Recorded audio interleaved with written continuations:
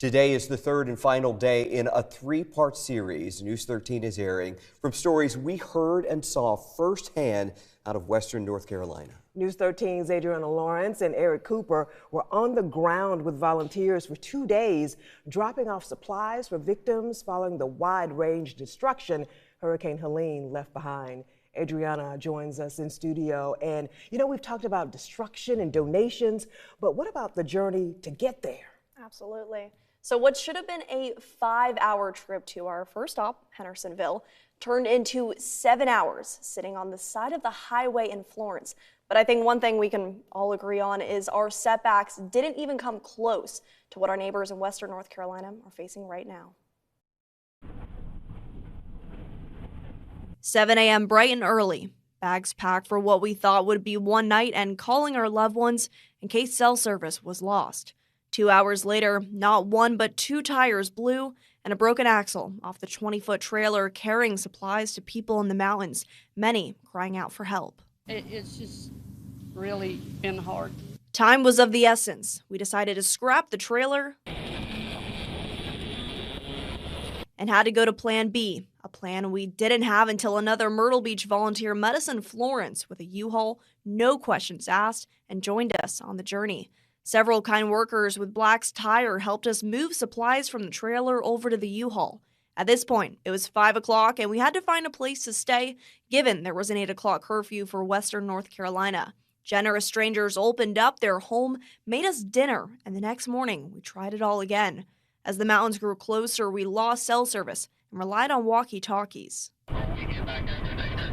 keeping the goals still in mind. Bottles of water, a toothbrush, deodorant, just all these little things that we just don't even think about every day. People up here just in desperate need of that. They're just trying to survive right now. We took an unplanned turn into Rutherford County near Lake Lure, where volunteer KJ Jordan and his sister grew up. We stopped at Rock Springs Baptist Church, where they used to attend Sunday service, and we ran into Pastor Isaac Arledge. We've been trying to get some supplies here to get out to the community, but with the lack of communication, so a lot of people haven't been able to get in touch with family and friends with all the cell towers being down and no internet. After Arledge shared with us this need, our Myrtle Beach friends once again, without any question, unloaded the half-full truck of supplies we had left right into the church. Arledge told us he might not have run into us if he hadn't decided to sleep in, exhausted from trying to take care of his community. I just stopped through and you guys just had supplies ready for us, and I almost broke down in tears just of the situation that we're in here, of needing to give out food to the community and not knowing who needs what, and then not knowing how we were going to get supplies in. After this interview, Jordan gave Arledge $1,000 in cash to use for a community lunch the very next day. All of the money coming from the pockets of generous Myrtle Beach residents.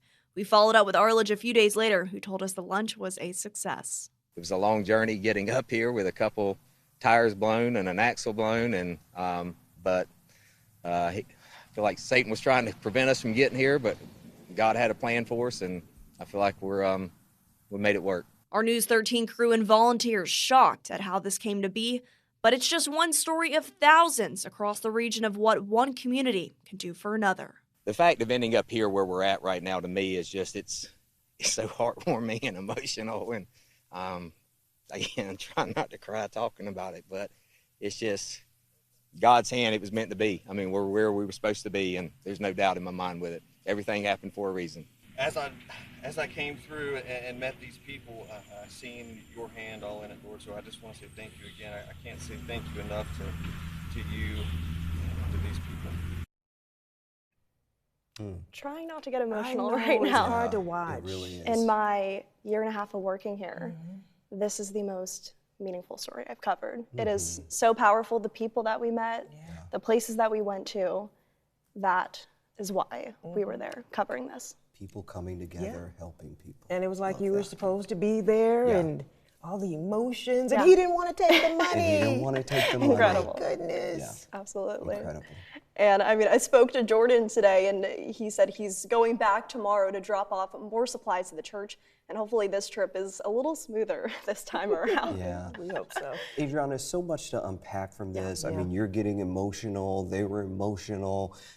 a lot from this experience. That's why we sat down, we talked with you and Eric about, you know, just everything that you saw and went through there. Yeah, right? and we're also going to be talking about the emotional toll, seeing the devastation firsthand, and what many volunteers like myself are feeling after being back. That is tomorrow at 5, 6, and 11, right here, only on News 13.